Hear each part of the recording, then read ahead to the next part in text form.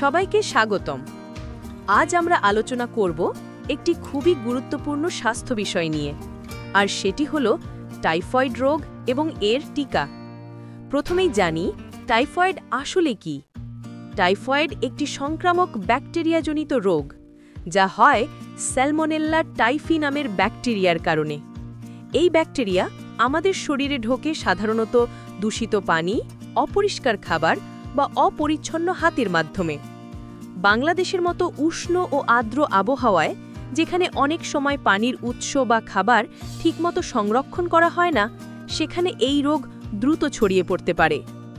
এবার বলি, টাইফয়েড হলে কী ধরনের উপসর্গ দেখা দেয়। শুরুতে কয়েকদিন ধরে জ্বর থাকতে পারে, যা ধীরে ধীরে বাড়তে থাকে। এর সঙ্গে থাকতে পারে মাথা ব্যথা, পেট ব্যথা, দুর্বল লাগা, ক্ষুধামান্দ, বমিভাব বা বমি, এবং কখনো কখনো গায়ে ছোট ছোট ফুসকুড়ির মতো র্যাশ। যদি রোগটি চিকিৎসা না করা হয়, তাহলে হতে পারে গুরুতর সমস্যা, যেমন অন্ত্র ফেটে যাওয়া, রক্তপাত বা জীবনহানির ঝুঁকি। এখন বলি, টাইফয়েড প্রতিরোধ করার উপায় কি। সবচেয়ে কার্যকর উপায় হলো আগে থেকেই এই রোগের বিরুদ্ধে প্রতিরোধ গড়ে তোলা, আর এজন্যই আছে টাইফয়েড টিকা। বাংলাদেশে বর্তমানে শিশুদের জন্য জাতীয়ভাবে টাইফয়েড টিকা দেওয়ার একটি বড় ক্যাম্পেইন চলছে। এই টিকা একবার দিলে শরীরে প্রতিরোধ ক্ষমতা তৈরি হয়, যা এই ব্যাকটেরিয়ার বিরুদ্ধে লড়াই করতে সাহায্য করে। টাইফয়েড টিকার সুবিধা কি কি? ১. রোগ হওয়ার আগেই প্রতিরোধ তৈরি করে। ২. শিশুর জটিল অসুস্থতার ঝুঁকি কমায়।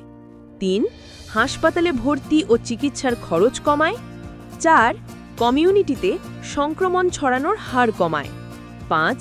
দীর্ঘমেয়াদে এটি জনস্বাস্থ্যের জন্য একটি বড় সুরক্ষা। টাইফয়েড টিকার পার্শ্ব প্রতিক্রিয়া খুবই সামান্য।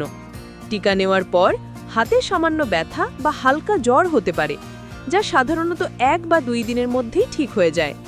এই টিকা শিশু ও প্রাপ্তবয়স্ক উভয়ের জন্যই নিরাপদ। কেউ যদি টিকা না নিয়ে টাইফয়েডে আক্রান্ত হয়, তাহলে করণীয় কি? ১. দ্রুত ডাক্তারের পরামর্শ নিতে হবে। ২.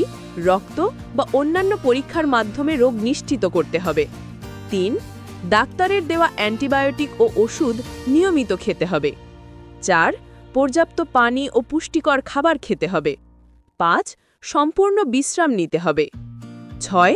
যাতে অন্য কারো মধ্যে রোগ না ছড়ায়, সেজন্য খাবার ও পানি পরিষ্কার রাখতে হবে। টিকা নেওয়ার পাশাপাশি কিছু সতর্কতাও গুরুত্বপূর্ণ। সব সময় বিশুদ্ধ পানি পান করুন, খাবার রান্না করে ঢেকে রাখুন, হাত ভালোভাবে ধুয়ে খাবার খান, বাইরে খাওয়ার সময় পরিষ্কার পরিচ্ছন্নতা নিশ্চিত করুন।